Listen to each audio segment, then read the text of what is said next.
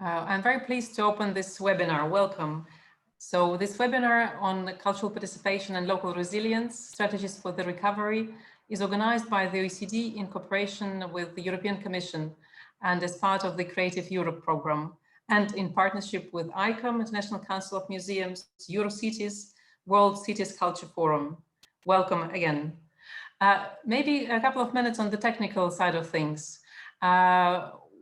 Participants can interact with speakers and with us using the Q&A function. So don't hesitate to ask your questions and pose your comments, or maybe even to upload links to your work. We will be very happy to share this and to respond. So we know, and it has been said a lot, that cultural and creative sectors, along with other sectors like tourism, have been one of the most affected by the current crisis.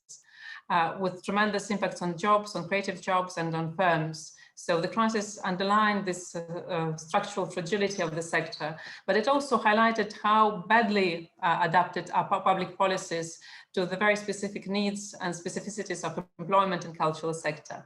So often public responses are just not cutting it.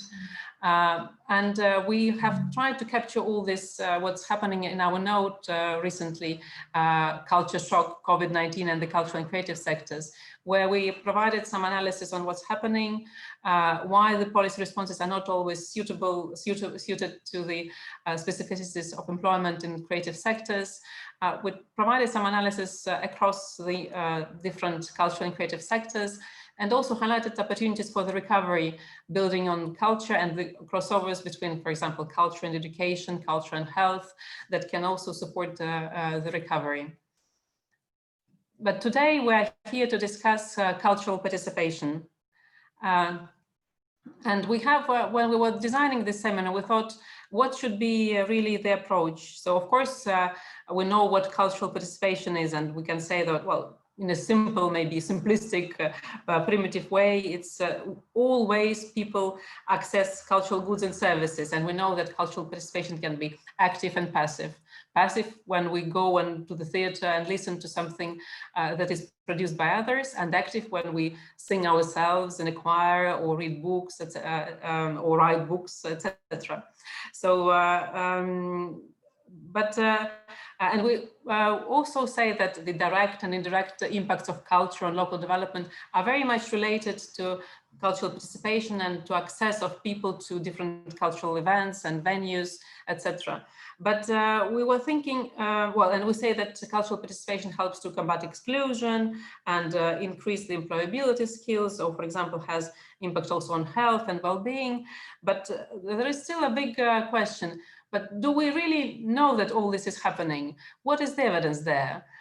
So that was really the idea behind this webinar. Okay, we all believe in cultural participation. We all believe in this impact on local development, but show us some evidence. So that was really the logic of this event when we invited all these distinguished academics and speakers to show us the latest academic evidence on all these impacts. And then we'll go and see different case studies and reflect on how this happens on the ground. So just to please go with me through this agenda. We'll start, of course, with this discussion on what's happening now. What's the impact of COVID, of social distancing measures on cultural participation? And then we'll go into this exciting topic. So what is it, cultural participation? How you can measure it using official statistics, but maybe also big data, and what do this data tell us in general, but also about today and the impact of COVID and social distancing measures on cultural participation. And then we'll have what we called deep dives, no? So cultural participation and well-being, inclusion and education. So that's the exciting agenda ahead of us for the next 1.5 days. So now our first session will be focusing on cultural participation in the time of COVID and beyond. And I'm very pleased to introduce our speakers. And first of all, of course, Catherine Magnan, who is our partner in this event and in this project. Catherine Magnan is Head of Unit Culture Policy, DG EAC in the European Commission. Alberto Galandini, president of the International Council of Museums, our long-standing partner, and especially for the work on local governments and museums. Shane Shapiro, CEO of Sound Diplomacy. And I'm afraid that Michele Guerra, we just learned, would not be able to join our session, and he sends his best regards, and we do the same for him. So that's a bit of a bad news, but the good news is that we'll have a bit more time for questions and answers. So welcome to everybody, and I'm pleased to invite Catherine Magnan to share her remarks with us. Thank you. Thank you, Yekaterina. Thank you very much, and welcome everyone. I can see that participation is high, or, you know, I mean, we had, well, like 100 and 110 people participating. So a very warm welcome to you all and a very good morning.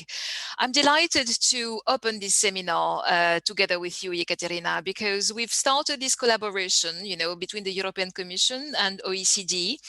And we're very pleased with it. It's a very fruitful collaboration. Of course, OECD's mandate and scope is much larger than the EU. But that's what makes it interesting, because on one side, you've got a very rigorous approach to things and to you know, economic and social problems we are encountering. So you highlighted that later we'll be working on evidence, and that's something in which, you know, we really value our cooperation. And but also, you know, peer learning from each other, you know, exchanging between Europe and Canada. We'll have Shane later speaking, or other parts of the world, is really what can help us in this very difficult time when we've got to invent answers to the crisis and invent the way forward. So we are very, you know, pleased to be there with you on those very important topics. Now, I just said that OECD has a much larger geographical remit than the EU. But that's why I'm going to share a few figures on the EU, because maybe not all listeners know very well where we stand when it comes to the cultural and creative industry. So just a few figures. We evaluate the participation of not the participation, sorry, the employment of people in cultural and creative sectors in the EU to more or less 8 million people. So it's a lot. It's more than some other classic industries, like the automotive industry, for example. But it's not perceived like that, because the cultural and creative industries are fragmented. There is music, but there is also cinema, there is a book sector, and often they are not put together. But put together, they are a strength and an asset for Europe.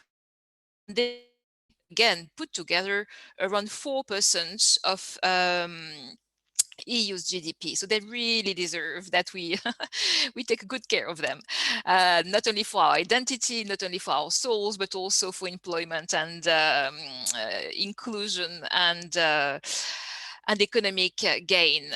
We also know that the cultural and creative industries are very important for regions and cities, for their identity, for the economic benefits they bring through tourism. So for all these reasons, we are supporting the cultural and creative industries in different manners in the EU. First, we have a dedicated program called Creative Europe, which really supports cooperation between partners on cultural projects. And that's, by the way, how we fund this very project, this very seminar with OECD. We have a section called, you know, experimentation and looking further, and that's how we fund this project. But we also fund cultural infrastructure and cultural projects through the regional funds, the funds that allow us to lower inequalities between regions in Europe, the so-called cohesion or structural funds. And this is a much more important source of money for the region and culture than our Creative Europe program is. And that's why I'm quoting it. It's very important. Now, we are facing a pandemic, and this pandemic is very, very detrimental to the cultural and creative sectors. So I would like to, before touching upon the issue of cultural participation, I would like just to briefly tell you what we've been doing as EU to try and address and help the sector in this very difficult period. Past the first shock, you know, like every one of us, regarding what was happening. And when we, started understanding the scope, the length of it all as well, we decided to do everything possible to support the cultural and creative sectors. So the first thing we did was to apply flexibility as much as possible to all the ongoing projects, because it was clear that all the projects would have to adapt time-wise, budget-wise, because they could not do the activities they had foreseen. But of course, we wanted to do more. So we created this platform, an online platform, entitled Creatives Unite, where all the cultural and creative sectors, all the foundations that had programs to support the sectors during the pandemic could share information. And it's also open to international partners. And so, whoever wants to join or whoever wants to have a look, the platform is being really successful with a very important number of visits and contribution, people wanting to be part of the platform. So don't hesitate to have a look. Creatives Unite. Then we decided to put together dedicated calls for proposals. So to give a bit of additional money to two sectors that are facing, the crisis, where the crisis is really having an impact. We have dedicated calls for music, for the music sector on one hand, and for the performing sector on the other hand, so that we could give, additional support for some specific grants for those areas. In addition, we made sure that the cultural and creative sectors was included in all the horizontal, the general schemes that the EU was putting together to help the sector, to help the European economy. There is something called, for example, the Resilience and Recovery Fund, which goes to our member states, which goes to our country. And there, our job in my team is to make sure that as much money as possible goes to the cultural and creative sectors in the various countries. But that's not all. We are also speeding up our work on the working conditions of artists. Why? Well, Catherine Devanter yesterday from the European Festival Association put it very well, without the arts, we cannot have cultural and creative sectors, we cannot have festivals. And without artists, we cannot have arts. So we need to look at what's happening socially, economically for the artists, for the freelancers, for the small, very small, medium-sized companies that are constituting the cultural and creative sectors. And that's why we just released a study on the working conditions of artists in Europe. And that's something we want to look much more deeply into as this year goes by and next year will come. Again, without artists, we simply can't have arts and culture. Now, I'd like to come to the issue of today's seminar, which is participation, cultural participation. I would say that after trying to rescue and help, the cultural and creative sectors, helping the artists and working on improving their working conditions, cultural participation is the issue. Again, we can't have thriving and vibrant cultural and creative sectors without people, without public participating in it. It's also a question of social justice and inclusion. And actually, I would like to share one alarming figure with you, which is that in the EU, 1/3 of people do not participate in cultural activities, 1/3. And actually, the image is very polarized, or rather the participation is very polarized. We have countries in which people participate almost massively, I would say. So the top 5 countries when it comes to participation in culture in Europe are Denmark, 85% of people, Sweden, 85%, Finland, 84%, Netherlands, 84%, and Luxembourg, 79%. So, 5 countries, brackets between 85 and 80, basically. And then at the bottom 5 of cultural participation, you have Romania, 27%, Bulgaria, 29%, Croatia, 37%, Greece, 47%, and Italy also 47% of people. So a very big divide in Europe when it comes to cultural participation. And that was before the COVID. Those figures come from a Eurobarometer we did before the COVID. So the question is now, with the COVID, with such an event that is changing the way we work, the way we live, it is also changing possibly the way we participate in culture. And that's why today's seminar is so important, because we need to know what's happening, and we need to adapt our policies. So with that, I'm almost coming to the end of my introduction. Just to tell you, so we'll be listening very carefully. I mean, I've got several colleagues listening in today to the exchanges, because we need to strengthen and change and adapt our policies when it comes to inclusion and cultural participation, bearing in mind the lessons of the crisis. But also we have a few concrete actions already planned. Next year, we will have, towards the end of the year, we will have an expert group starting, led by the Commission, on the digital participation of the digital strategies, of cultural institutions, how they've changed during the COVID, and we'll try to have guidelines, listen to what has happened, to what institutions have put in place, and bring that together into some sort of guidelines or something that can hopefully be helpful. Then also, as you know, the Portuguese presidency will take the helm in the EU as of the beginning of next year. And they have already foreseen to have a big conference early May of next year on social cohesion and culture. And certainly participation will be one of the themes, not the only one, but one of the themes they will tackle. And finally, we think in the EU that it will be important to continue our work and our thinking on culture and well-being. It's an area which is under research, under known, yet data is coming in showing that cultural participation can have a concrete, direct effect on well-being. And again, in the aftermath of a crisis, which is having an impact on mental health of people, this is a very important topic on which we want to continue working. So with that, I would like to close my introduction and tell you that I'm very much looking forward to the exchanges of today. Thank you very much.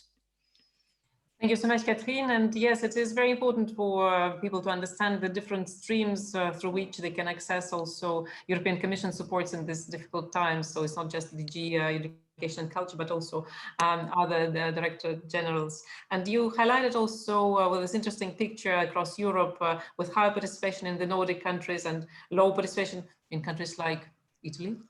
What does it mean? Very quite surprising. And we'll try to dive a bit deeper into why this is happening. What are the barriers for participation? So that's really the topic of today. Well, thank you very much, Catherine. And let's now hear from our two panelists, Alberto Garlandini and Shane Shapiro. So what are your thoughts? What's happening now? What's the impact of the social distancing measures and lockdowns in which we find ourselves now on cultural participation? Alberto, maybe I turn first to you. You can share your thoughts with us on this first question. Okay, dear friends. Well, I start saying that promoting participation and respect of diversity is one of the fundamental functions of the museums at the service of society and its sustainable development. Museums are places of participation, intercultural dialogue, social inclusion, and reconciliation, as much as institution of conservation, communication, exhibition, and education. Well, what does participation mean? Well, firstly, participation means providing access to culture, heritage, and cultural institutions to all citizens, with no discrimination of socioeconomic background. We are well aware that free access to culture and cultural life is one of the human rights recognized by United Nations Universal Declaration and by UNESCO's Declaration on cultural diversity. And it's now an established opinion that access to culture is a key indicator of social equity and well-being. Secondly, participation also means active involvement of citizens in the realization of cultural activities and in the management of cultural institutions. Communities not only ask to be consulted or listened to, communities demand to be involved in decision-making processes, content development, and definition of priorities. But such approach is not new. Such approach is not new. In 1972, UNESCO and ICOM organized the Santiago de Chile Roundtable, a milestone in the history of museology. 50 years ago, the Roundtable launched the social role of museums and proposed a vision of museum as an institution working with local communities and promoting their development and quality of life. Since then, eco-museums, community museums, and museums of all kinds and locations have promoted the direct participation of citizens to museum life and activities. And lastly, I would like to highlight that participation is also at the core of the 2005 European Faro Convention on the value of cultural heritage for society. The Faro Convention is focused on providing citizen access to heritage and on creating heritage communities in charge of preserving, sustaining, and transmitting heritage to future generations.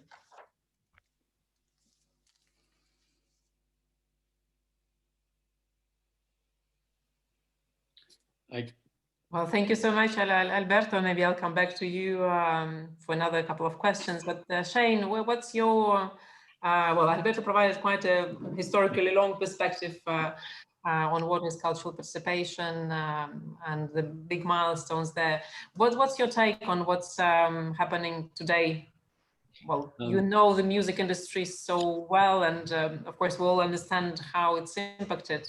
But on the other hand, we all had the chance to listen maybe even to more music during the past few months. So what's your take on it? Yeah, well, thank you for having me to those. Hello, everyone. My name is Shane. I run a company called Sound Diplomacy. We work with cities and governments all over the world on music strategy and policy. I'm Canadian, but I live in the UK, as Catherine knows. So, you know, it's a very interesting question. And music is a very complex ecosystem. You know, first thing, you know, I always say is music is our universal language. And we all speak it.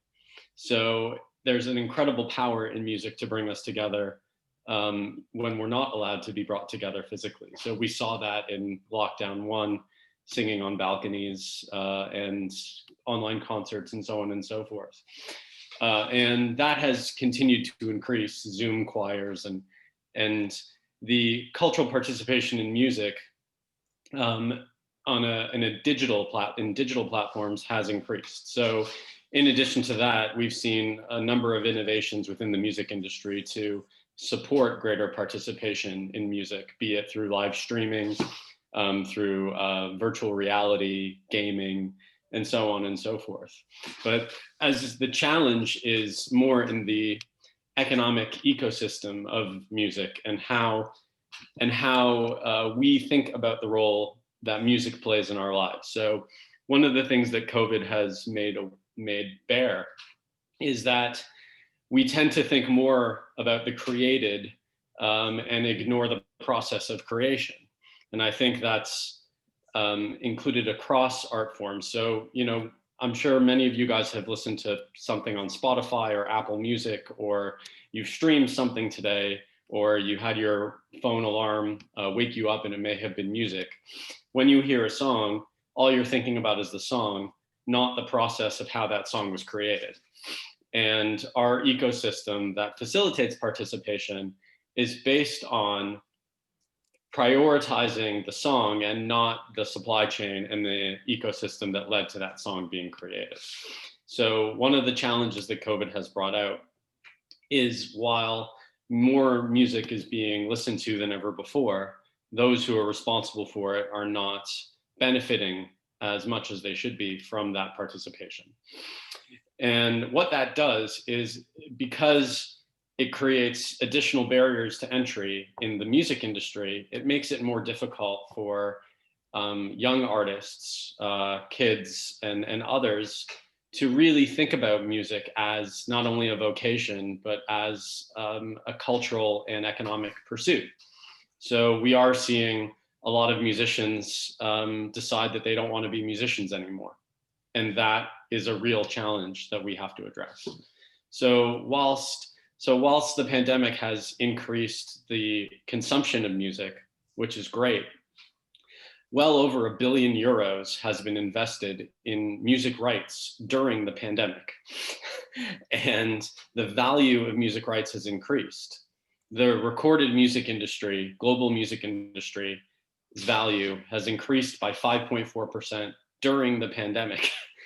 Lots of people are making a lot of money right now on music, but the equitable ecosystem that facilitates that economy, that should be available to anyone, no matter where you live, no matter what you look like, is becoming further strained because of the pandemic. It is harder to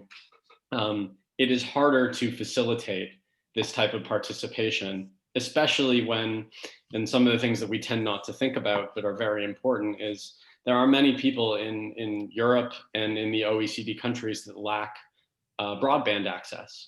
So how can you facilitate a live streaming concert if you don't have broadband? And in addition to that, music education, especially formal music education, continues to be on the decline across many countries. So if we're not teaching music, how can we create the next generation of talent, or the living heritage, as we tend to call it? So I think there's a lot of opportunities right now, but we have to rethink what it means to facilitate a music ecosystem in a place, locally, regionally, and nationally. And I can explain more about that. But before, I'm hopelessly optimistic about 2021. I'm really excited about 2021. Yeah, it can't be worse than the current year, I guess. Yeah, you're right. Well, thank you so much. Yeah, and I think we need then also to come back to some of the issues you highlighted. And of course, well, you brought this whole issue of the, I don't know, production of musics and the process of creation. And also you touched upon the digital divide that we are also clearly seeing now. But before we continue that part of the discussion, maybe let's think and learn from you, from Alberto and you, Shane, a bit more on what you see as barriers for cultural participation. Of course, we typically say that factors like education, income, or degree of urbanization, they define levels of participation or non-participation. No? Do you think this current crisis widened these disparities in terms of access and participation?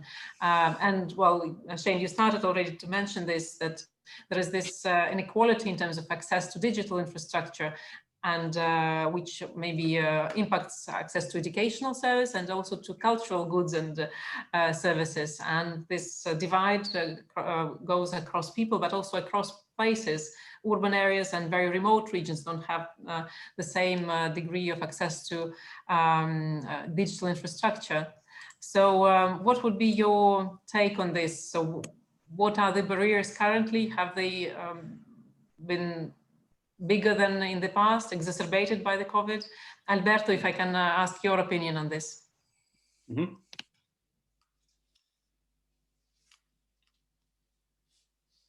You're on mute, Alberto, which is the word of 2020, by the way. You're on mute. Okay. Now, usually we are very concerned about the tangible heritage, but in pandemics, the museum professional, the heritage professional have worked miracles. So the tangible heritage has been conserved, no problem. But we have strong impact on intangible cultural heritage of communities, on social participation. The pandemic has badly hit the participation, the social cohesion, lockdown, distancing, other sanitary measures have deeply affected social life, interpersonal relationship, traditional customs, and have hindered so many lay and religious events and folk festivals that are an essential part of the identity and diversity of communities. We must very well aware that inequalities have dramatically increased in times of pandemic. Of course, the forced lockdown of museums, generally speaking, but of museums specifically, has brought digital communication with the public to the fore. Many digital projects have been created or strengthened during the pandemic, and new audiences have been reached by museums, new content. ICOM surveys on the impact of COVID-19 on museums show that a positive aspect show that the online activity of museum and their new channels of digital communication have steadily increased in 2020. But we know that in spite of these important results, a majority of museums are still poor equipped to engage with the public remotely. What is certain is that COVID-19 crisis has forever changed the perception of the digital world for museums, accelerating ongoing changes. Despite the economic crisis, more and more institutions are now aware of the importance of digital transformation. It is imperative that authorities support museums in this process. But of course, I was talking about inequality. You were talking about inequality. We should keep in mind that many citizens have no access to the digital world. The pandemic has increased the impact of the digital divide on millions of families. The lack of digital infrastructure, the lack of digital connections has exacerbated the social, cultural, and economic exclusion of a growing number of social groups. It's true, during the lockdown, millions of students and teachers have experimented distance learning for the first time. Those experiences have increased competencies and knowledge, but have also shown that digital literacy is a major problem. Strengthening digital literacy program is priority, and museum educational and promotional activities have an important role to play. Finally, we cannot forget what is happening outside the digital realm. With the persistent sanitary restriction, what will happen to projects where touching heritage play a key role in the learning process?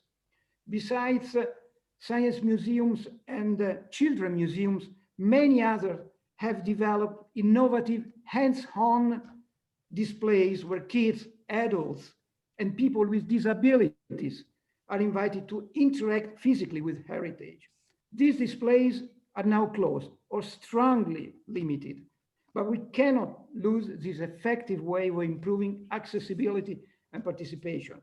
That is another challenge that museums are facing to promote participation and diversity. Thank you so much, Alberto. Very comprehensive picture, a complicated one, a lot of issues there. Shane, what's your take on the barriers? Are they increasing? It's a big question, Katja, to say the least. I think music has, in essence, the lowest barrier to entry, right? We're all born with an instrument, so all of us can sing. Whether we think we can or not, we can all sing. I think there are a couple of barriers that we believe that were persistent pre-COVID that have been exacerbated because of COVID. So one is down to how decisions are made and how things are funded, and that hasn't changed. So in regards, music does, because one person's music is another person's noise in that regard. There's been a lot of structural inequity in terms of when I say the word music, all of you on this call will think of something in your head. And when you think of something in your head, that cognitive dissonance tends to create a way of thinking about music that governs how decisions are made. And this over time leads to certain music being prioritized versus other music. And this has not changed during COVID. So one of the challenges and the barriers to entry is that the decisions that are made into how music is supported are not, I would say, geographically from a genre perspective or racially equitable.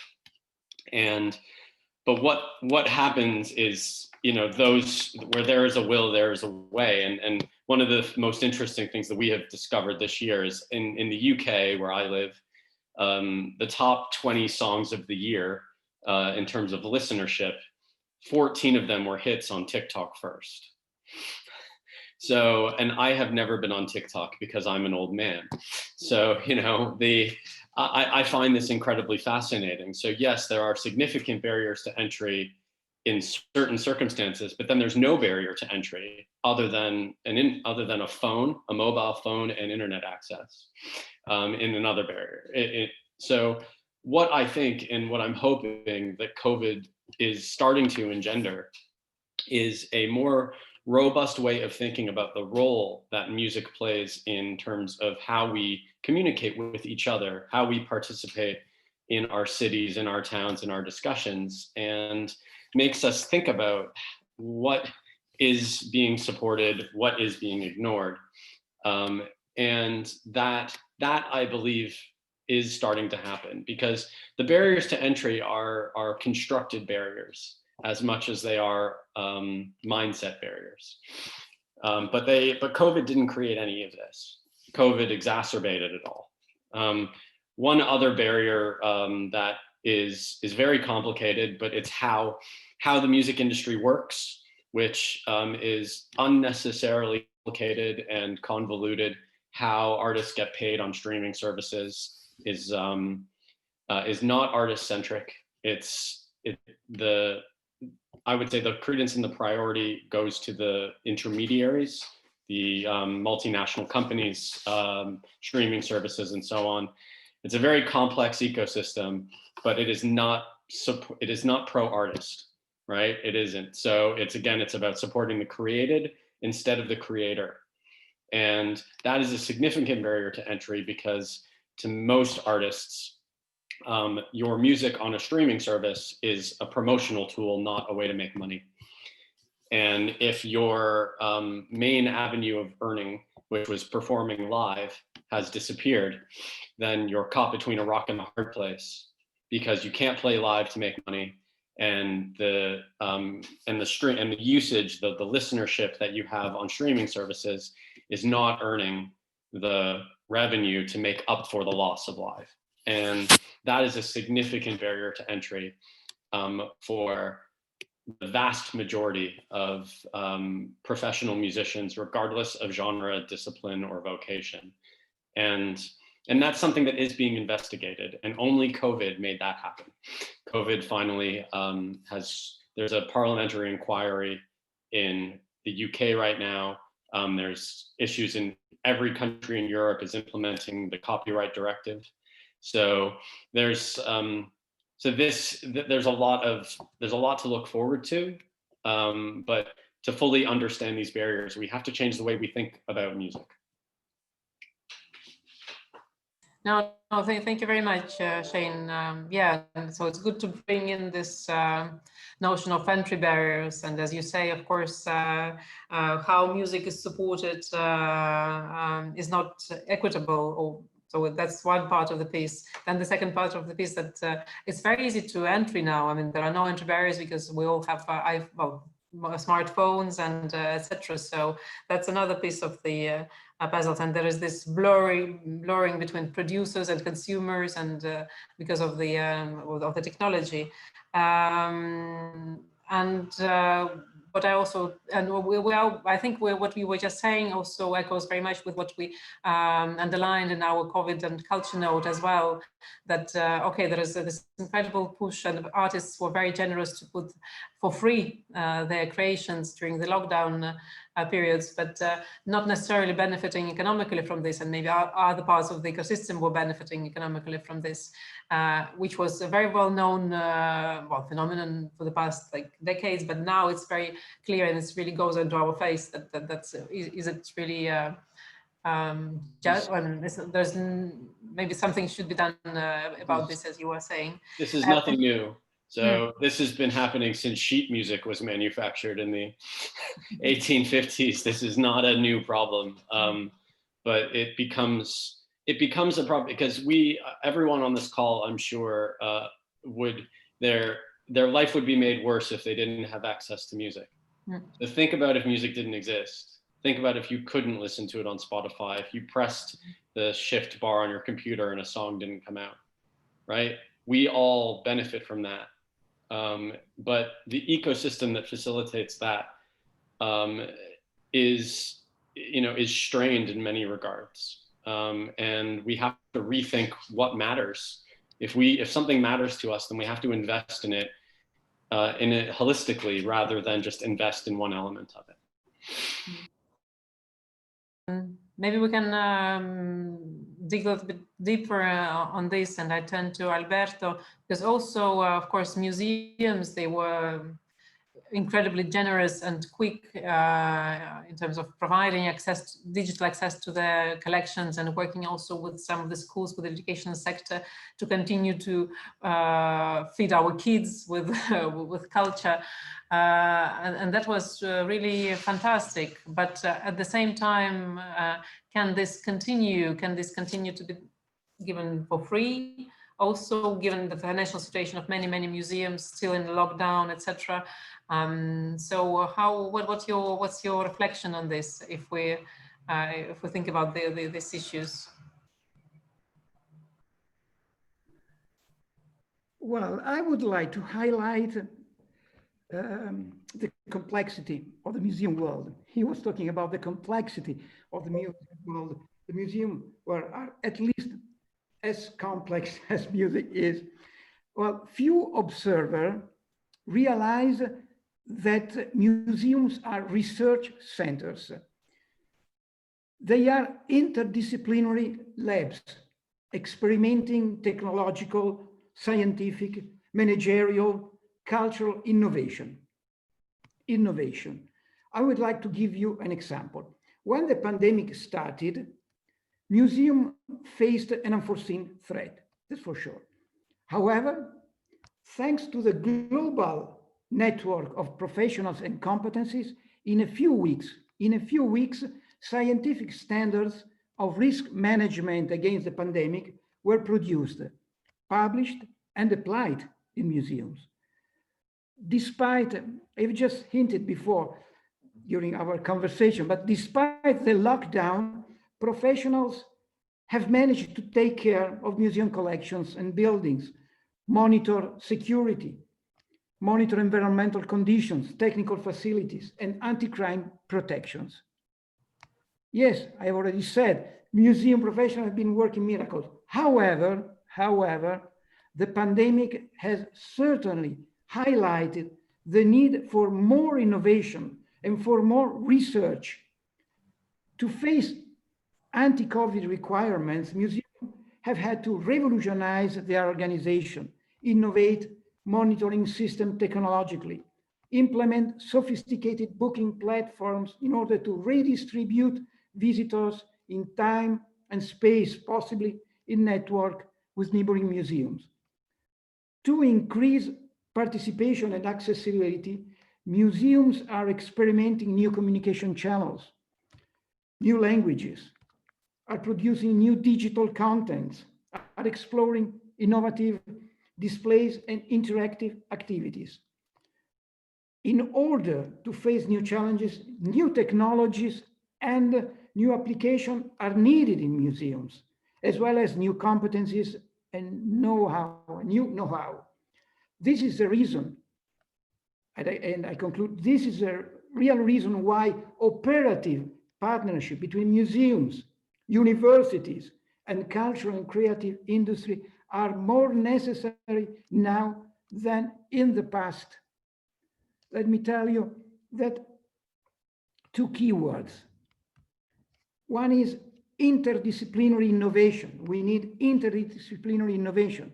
Two, we need intersectoral cooperation. Innovation and cooperation are the two keywords to face COVID challenges and look for a better future. Thank you so much. Maybe it will be good also to hear from both of you, because basically what we focus on as OECD, for this project and more generally for our work on culture, is what can cities and regions, of course national governments as well, but we have this local focus. So what can the city authorities, regional authorities do now to support cultural participation, to address all these barriers, etc. Because, well, as Catherine was saying in the beginning, the European Commission has all these fantastic different programs to support the cultural policies in member states and the cultural sectors. We as OECD, we don't work so much with cultural ministries, but we try to mainstream culture across other policy portfolios like economic development, regional development, inclusion, employment, very importantly. This is our constituency, so we speak to these guys. And we are very much interested to hear from you.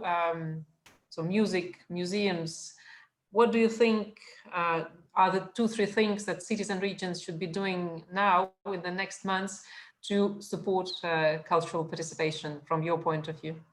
Shane? It's a good question. I think I can potentially answer. There's a question that was in the Q&A about lack of representation. So the first thing we think cities and regions should be doing is having proper asset inventories of their cultural assets. It's hard to count someone if you don't know where they are. And that's one of the things about representation. Most cities that we work with have no idea the breadth of what they have from a heritage, tourism, creativity perspective. That's far reaching outside of music. That's all art forms. That's one. Two is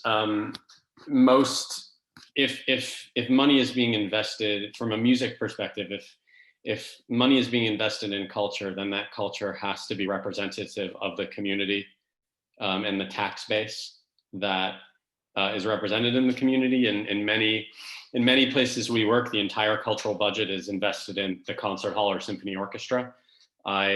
I love classical music, but you know, I don't think that's an equitable way to invest in music in places anymore. I think we need to be more representative. So if there is resources available, then it has to be representative of the community. Third is the regulatory infrastructure that local authorities, city councils deploy around the evening and nighttime economy have to be properly understood and thought and looked at so that they are written in such a way so that they promote jobs and culture as much as mitigate risk and promote safety. So there are a number of local policies, especially around alcohol, that are written in such a way that can be destabilizing for cultural participation and music participation. Sure, when I say the word nightclub, it often brings, you know, a fearful, a fear in people's minds. You know, one person's nightclub is another person's opera house. So we can't discriminate in that regard. We have to promote responsibility and we have to promote safety. So these are the types of things, and having an overview of those regulations, creating nighttime economy policies, properly mapping one's assets, really understanding the wide range of culture and creativity that a place has. This requires time, it requires money, and it requires commitment. So, but we think we always say any community can have a music strategy. Any community can have a nighttime economy strategy. And it doesn't matter on the size or the location, but there has to be a willingness to recognize the value of things, especially the value of things that you personally may not understand or like. So, you know, it's, and I feel that as I come back to, one of the biggest barriers is mindset. That's the hardest thing to change. And we have to keep working to explain the value of something, even if that value is not part of one's personal preference. Like I adore museums, even though I haven't been to many of them in London. I know there's hundreds of them, Alberto, but I think every museum is important. Every art form is important. But unfortunately, our policies are not reflective of that mindset. Yeah, well, thank you so much, Shane. Yeah, well, this debate on highbrow, lowbrow culture and what is best and who are the gatekeepers and who invest money. It's all ridiculous. It all needs to just be, there's no, you know, it's all ridiculous. We create these barriers to elevate, to make ourselves feel that our culture is better than someone else's culture. And that is not the way to think. Yeah, and it also makes all these cultural spaces not so open, because when many people feel intimidated to go into this, highbrow cultural venues, so which is not probably the thing that we want to promote. And you are very right that, yeah, also three things: asset inventories, and if money is invested in culture, it should be representative of the community. And now it's really very, very important, message, because it's not only about the cultural diversity, but it's also growing the new talents. And we also saw that the small cultural, grassroots cultural venues are suffering. Well, they were already not very financially sustainable before the crisis, but now they're just closing down. And so that's really quite an important thing to think for future investment. What should we be supporting? And the regulatory infrastructure for the night economy. I just wanted to talk to you a little bit more on this asset inventories, how one can do it. It's a very important point. We keep saying that, well, know what's happening in your place, but we also will see it in the later sessions, how difficult it is to map even the cultural venues. So what's your advice? It is hard to do it. It requires a willingness to do it. It's best done in an open wiki style process. We believe in the places that we work, we have, there's a number of different mapping services and technologies that help you find a portion of what's in a place, right? And I feel that it's always best to start with a baseline and then be open about that, the fact that it's a baseline, it's not the complete thing. And a city is a living organism, so there should never be any intention that a mapping exercise would be complete. A mapping exercise should be as fluid as the place in which it's representative. But that again requires a policy that outlines that this is our objective, is to build as representative an asset inventory as possible, but one that changes as a city changes. And whether it's another issue that we've come across is the often lack of communication between the cultural departments and the economic departments in cities. And then you throw tourism in there as well. We need greater alignment between those who are making decisions as to how money is spent in the built environment around music and culture. And cultural participation is economic growth, and economic growth is cultural participation. It's all the same thing. And I feel that this is another fantastic opportunity. And the nighttime economy is a great case study, because the nighttime economy means everything and nothing. And we all participate in it, right? We're all awake after 6 p.m. or 7 p.m. every day. We all go out at night. So it's a great living lab to look at how we can create more robust, more thoughtful and human urban built environment policies around music and culture. Well, thank you so much, Alberto. Can I turn now to you for your 2-3 things that cities and regions should do now to support cultural participation? Yes, yes. And then in the end of answering you, I will say a few words about 2 questions, important questions that are in the question and answer section.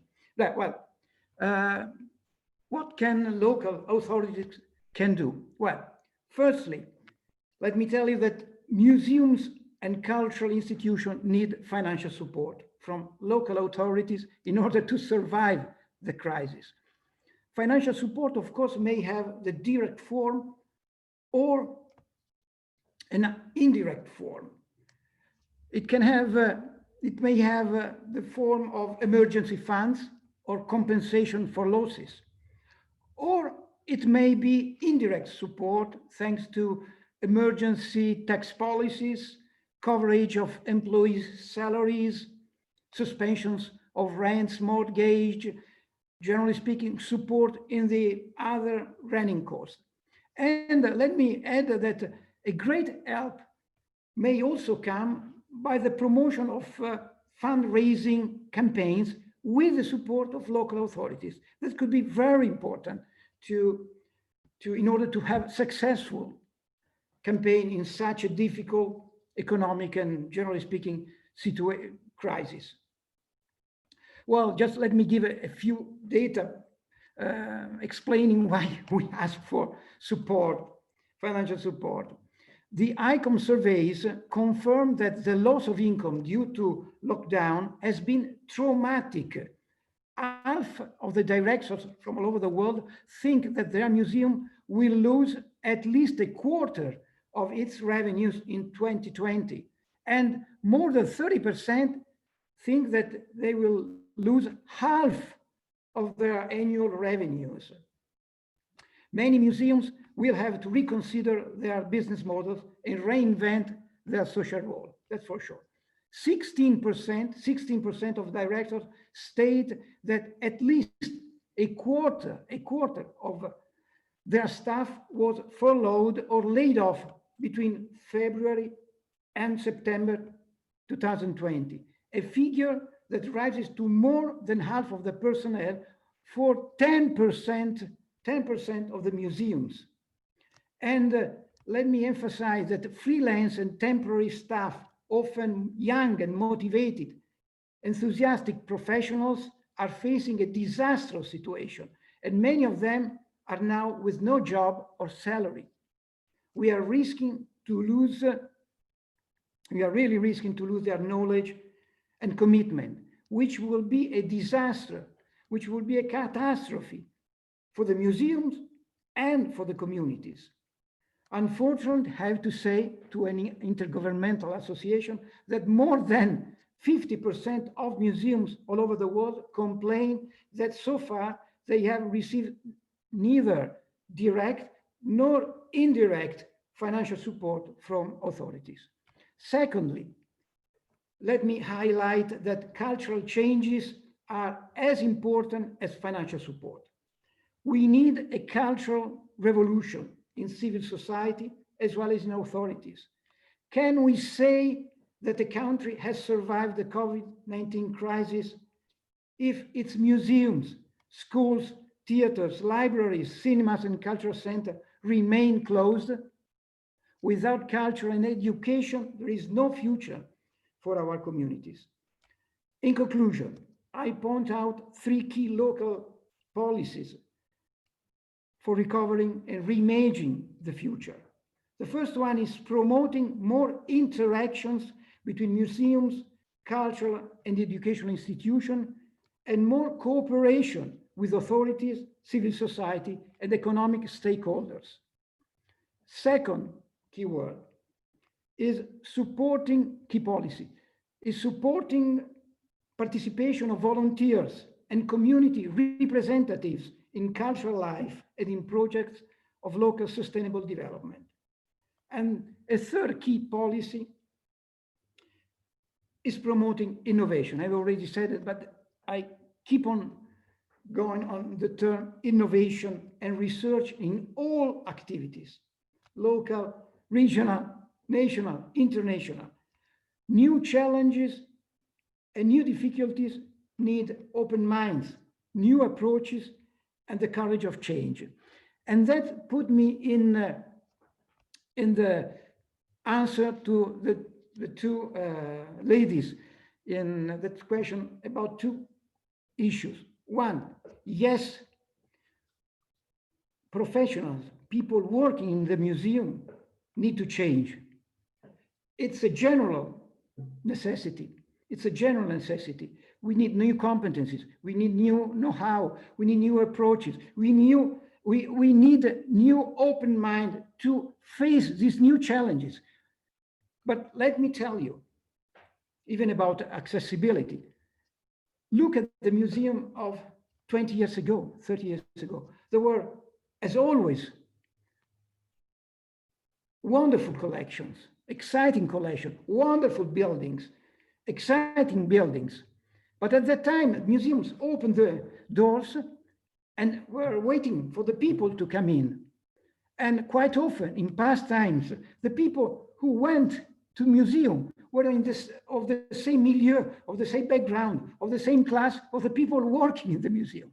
But now, please, take into account that everything is changing so quickly, so quickly. Museums are not anymore like that, not anymore like that. Really, they are trying desperately to use new languages, to outreach minorities, to get in touch with the communities. Museums live in the contemporary age, and the problem, the issues of our contemporary society are the issues, the problem of the museums. We are trying to do it. Well, I have to tell you that I'm proud of what museums have done, have accomplished so far. But of course, we cannot and we must not be satisfied with it. So much remains to be done. But now it's time to take responsibility at all levels, in museum, in public authority, in civil society, in enterprises, everywhere. We have to take responsibility, and we need courage to change. The first one is to look to the needs of communities, of minorities, and try to include them. And we go back to the issue of our discussion: participation, cultural participation. Without participation, without inclusion, we will not attain the real goal, which is to improve the how can I say, the quality life of our communities. And education and culture is an inevitable, important key to get a better life and a better future. Yeah, thank you so much, Alberto. We share your passion, I think. I don't know, Shane, if you have any final concluding thoughts that you would like to share, maybe very briefly, and then maybe I'll turn to Catherine for very final closing words for this exciting discussion. Shane. Yeah, I think maybe end in a quick analogy. So I'm sure everyone on this call has had a drink of water today, right? And we always say clean water is only important when you don't have it. And when you were drinking that glass of water, did you think about everything that went into that moment happening? The water had to be sourced. There had to be pipes, filtration, sanitation, wells, and so on and so forth. An entire ecosystem existed and a supply chain to create that moment where you turned on your tap and clean water came out that you could drink. And culture is the same thing. Anytime you are at a museum and you look at an incredible painting, or you hear a song that moves you and you're immersed in that song, there's a whole ecosystem and supply chain and infrastructure behind that, facilitating that moment, facilitating that experience that you have that makes life worth living. We have to be better at understanding, investing in, and communicating the value of that supply chain, whether it's the supply chain of making and creating a song, the supply chain of support of a new museum being developed in a small town or city, or any other art form. And maybe COVID gives us that opportunity to think about what actually matters.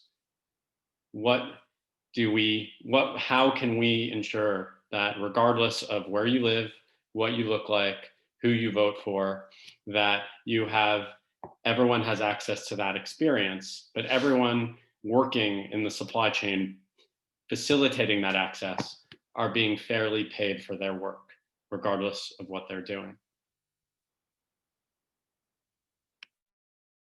Thank you so much. Maybe I now can turn to Catherine, if you can share your thoughts and reactions maybe to this discussion that we just had.